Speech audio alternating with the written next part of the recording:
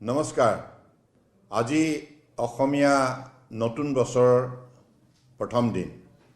আজি এই পবিত্ৰ ক্ষণত মই অসমৰ বৰাক ব্ৰহ্মপুত্ৰ পাহাৰ ভৈয়ামত বসবাস কৰা বৃহত্তৰ অসমীয়া সমাজখনলৈ মোৰ আন্তৰিক শুভেচ্ছা আৰু শ্ৰদ্ধা জ্ঞাপন কৰিছোঁ।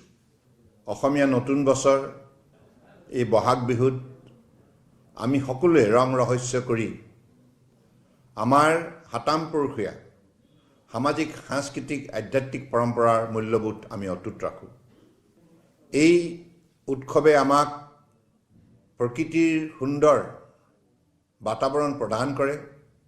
কুলি কেতেকীৰ মাতত আমি সকলোৱে এই প্ৰকৃতিৰ বাৰ্তা লাভ কৰোঁ আৰু ঢোল পেঁপা গগনাৰ বিহুগীতৰ যোগেদি আমি সমাজখনৰ প্ৰতি শ্ৰদ্ধাশীল হৈ ডেকা ডেকেৰী পুৰুষ মহিলা সকলোৱে এই উৎসৱত আন্তৰিকতাৰে অংশগ্ৰহণ কৰি আমাৰ এই অসমীয়া পৰম্পৰাৰ শ্ৰীবৃদ্ধিৰ বাবে আত্মনিয়োগ কৰে।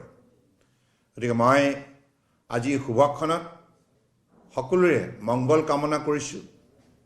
জ্যেষ্ঠজনৰ শ্ৰীচৰণত মূৰ দোৱাই আশীষ বিচাৰিছোঁ, যাতে আগন্তুক দিনত আমি আমাৰ ৰাজ্যখনৰ বাবে ৰাষ্ট্ৰখনৰ বাবে নিষ্ঠাৰে কাম কৰি যাব পাৰোঁ।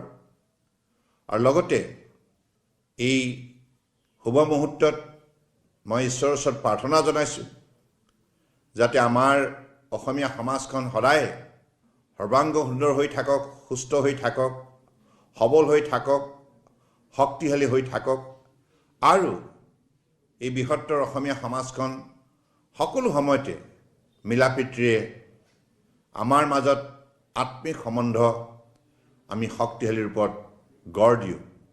এই কামনাৰে পুনৰবাৰ অসমীয়া ৰঙালী বিহুৰ ওলগ যাচিলোঁ আৰু সকলোৱে মংগলময় জীৱন কামনা কৰিলোঁ। ঈশ্বৰে সকলোকে কৃপা কৰক।